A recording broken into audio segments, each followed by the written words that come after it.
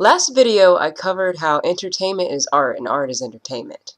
Today I'm going to talk about 3 examples of that in video games. Now granted, the 3 examples that I'm going to talk about are the ones that stuck out to me. There are many more out there.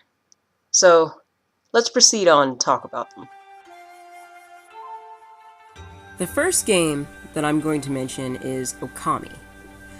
Created by Clover Studio, the story of Okami is about a sun goddess named Amaterasu Okami, who takes the form of a white wolf.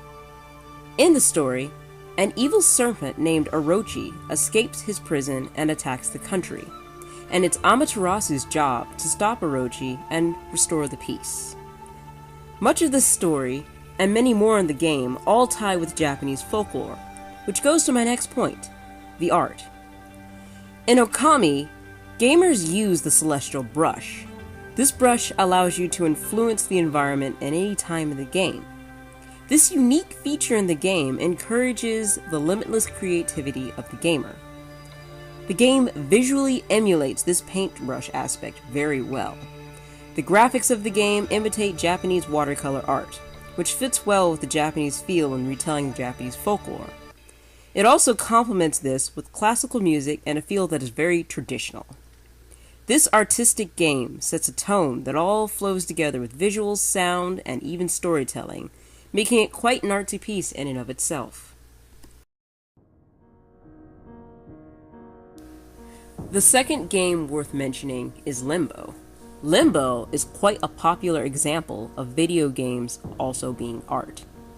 Created by Danish game developer Playdead, the platform game Limbo is a story of a little boy on an adventure to find his sister in an eerie, shadowy world where there are traps and monstrous spiders lurking in the trees. This work of art has a particularly unique appearance to it, relying only on silhouettes of objects, creatures, and people to communicate characters and environments. Its style has many times been compared to film noir and German expressionism.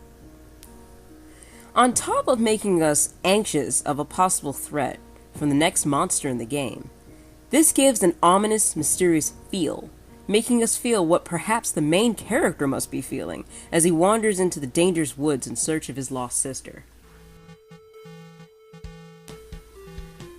The last example is a personal favorite of mine. Since it's not necessarily using visuals the same way the other two are, it still uses them along with other elements of the storytelling to express an idea. Eversion is a short platform game created by Zarathustra Production. The game starts pretty conventional at first. It's about a character ZT, a small flower-shaped character who's on a quest to rescue the princess, collecting gems along the way. ZT's ability, however, is to access parallel realities, or evert, each of which have their own look and feel. The player uses this eversion technique to solve various puzzles and complete each level. The levels all start cheery and colorful, but with each eversion, it gradually becomes darker and more disturbing as the player goes along. This concept was actually inspired by a quote from H.P. Lovecraft, which says, "As the journey goes on, the world around you falls apart, and nameless horrors emerge. At the end of this journey, there will be nothing but the darkness." In fact, this appears in front of the screen before the game begins. This game is a good example of art visually expressing writing.